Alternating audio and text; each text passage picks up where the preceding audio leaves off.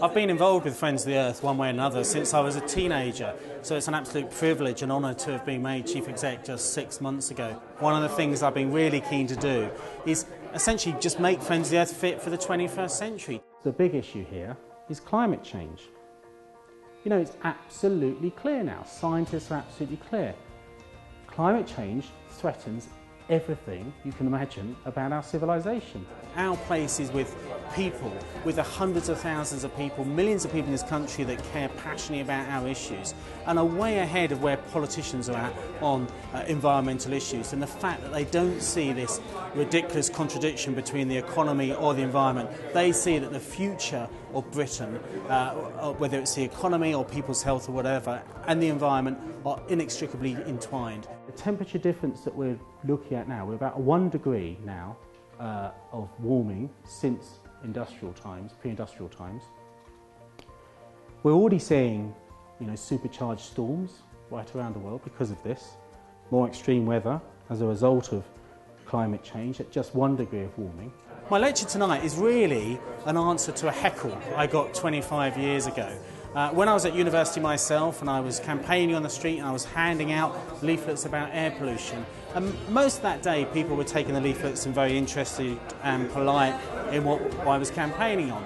But halfway through the day, this old guy came up to me and shouted in my face, he said, "You can't stop progress." And it just stuck with me. What is progress? Let's start with what the Oxford English Dictionary says. It has a couple of definitions. The first is forward or onward movement towards a destination, no big surprise there.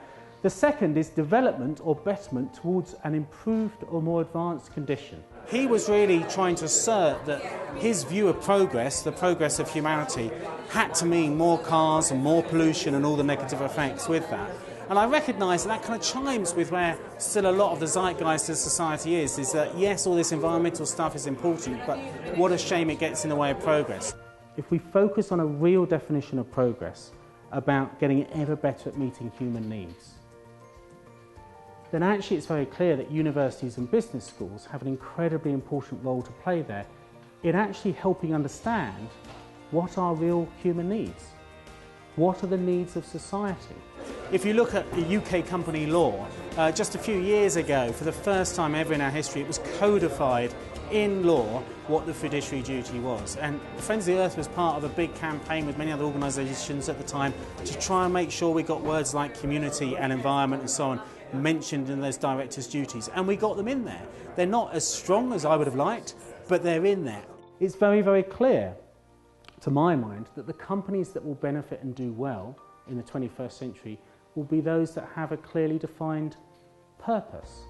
And that has to incorporate a purpose for public benefit, not just private benefit. The way the fiduciary duty is articulated in UK law in black and white absolutely says that company directors have to think about the long-term success of their companies and also have regard in doing so about communities and the environment and how they treat suppliers and so on. And expectations from customers, from investors and so on will raise higher and higher. So these could not be more important issues than for the business leaders for tomorrow.